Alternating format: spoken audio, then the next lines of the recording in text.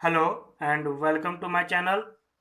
Students, आज हम पढ़ेंगे एसिड बेस और सॉल्ट का सेकेंड पार्ट। पहले पार्ट में मैंने बताया था कि एसिड या बेस का बेसिक डेफिनेशन क्या होता है, इनका बेसिक कैरेक्टर क्या होता है, इंडिकेटर्स के बारे में बताया था, लिटमस पेपर क्या होते हैं, फिनोल्फ्थालीन क्या होता है, मिथाइल ऑरेंज क्या होते हैं। तो उस वीडियो को देखने के लिए आप आई बटन को टैप करके देख सकते हैं। हमारा आज की वीडियो में जो टॉपिक है वो है ऑल्फैक्टरी इंडिकेटर। ऑल्फैक्टरी इंडिकेटर वो इंडिकेटर जो एसिड या बेस को स्मेल या ओडोर के बेस पर बताते हैं कि ये एसिड या बेस है। जैसे कि एग्जांपल है ओनियन, वनीला और क्लोव। ओनियन के लिए क्या करें, ओनियन को हम काट कर उसे कूट देंगे और कूट कर उसे सूती कपड़े में बांध कर हम 4-5 घंटे रख देंगे। तो उस कपड़े में क्या होगा, उस ओनियन का रस फैल जाएगा। फिर उस कपड़े को 3 टुकड़े में हम काट लेंगे। एक टुकड़े को एसिड में डाल के बाहर निकाल लेंगे, एक टुकड़े को बेस में डाल के बाहर निकाल लेंगे और एक टुकड़े को वैसे ही रहने देंगे। फिर तीनों को हम स्मेल करके चेक करेंगे, तो तीनों का स्मेल क्या होगा, अलग अलग होगा, जिससे हम आइडेंटिफाई कर सकते हैं कि वो एसिड है कि बेस है कि कुछ भी नहीं है। ठीक है, हम चलते हैं यूनिवर्सल इंडिकेटर की तरफ। ये बहुत ही इंपॉर्टेंट इंडिकेटर होता है। ये होता है mixture of several indicators and shows different colours of different concentration of hydrogen ions H plus ions. ये जो होता है वो बहुत सारे इंडिकेटर्स का क्या होता है, मिक्सचर होता है। बहुत सारे इंडिकेटर्स को मिलाकर क्या बनाया गया है, यूनिवर्सल इंडिकेटर बनाया गया है। यह जो है हाइड्रोजन आयन के डिफरेंट कंसंट्रेशन पर डिफरेंट कलर शो करता है। मीन्स हाइड्रोजन आयन का कंसंट्रेशन अगर अलग रहेगा तो अलग कलर, कम रहेगा तो अलग कलर, ज़्यादा रहेगा तो अलग कलर। इसको बोलते हैं हम पीएच इंडिकेटर भी बोलते हैं या फिर पीएच स्केल भी बोलते हैं। इसमें जो पी होता है उसका मतलब होता है पोटेंज। पोटेंज जर्मन में मतलब होता है पावर। यानी कि पीएच इंडिकेटर या पीएच स्केल का मतलब ये होता है वो स्केल जो हाइड्रोजन आयन कंसंट्रेशन की पावर को बताता है। जो स्केल ये बताए कि कितना हाइड्रोजन आयन कंसंट्रेशन है किसी सोल्यूशन में, उसे हम बोलेंगे हम पीएच स्केल।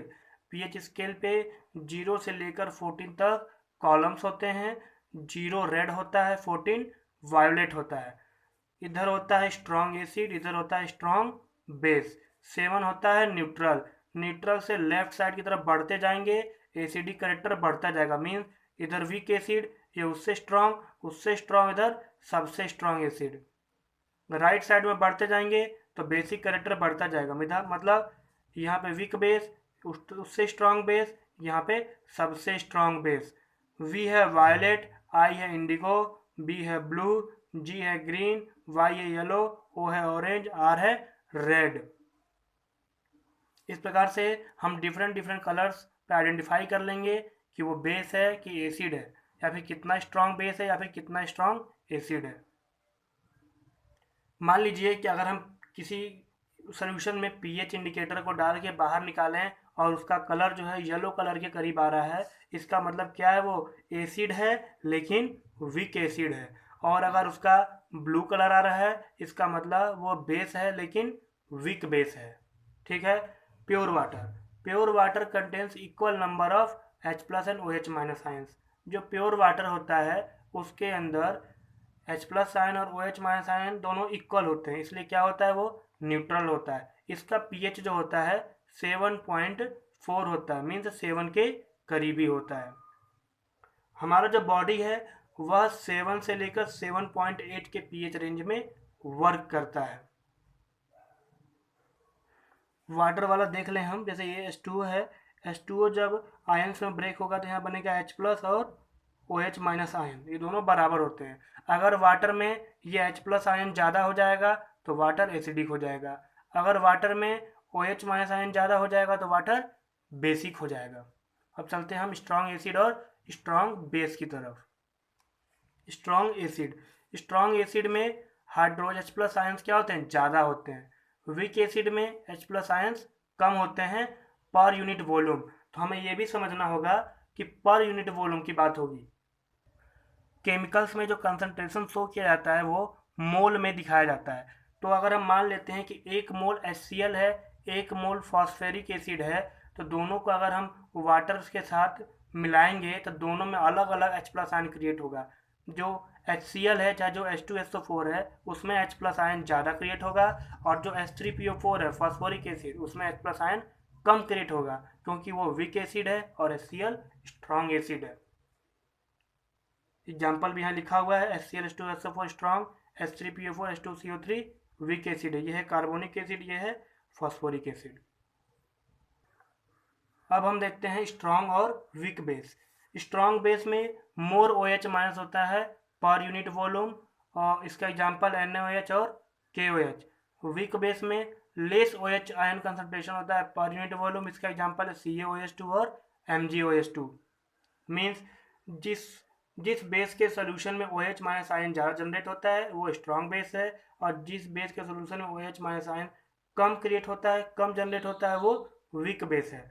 अब यहाँ पे भी मोलर कंसंट्रेशन की बात हो रही है। मोलर कंसंट्रेशन दोनों का इक्वल होना चाहिए, मतलब अगर 1 मोल ये है और 1 मोल ये है, दोनों को अगर पानी में अलग अलग डिजॉल्व करेंगे तो ये जो है ज़्यादा OH माइनस आयन देगा और ये कम OH माइनस आयन देगा।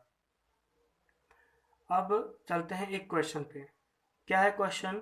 Do basic solutions also have H plus aqueous ions? If yes then why are these basic?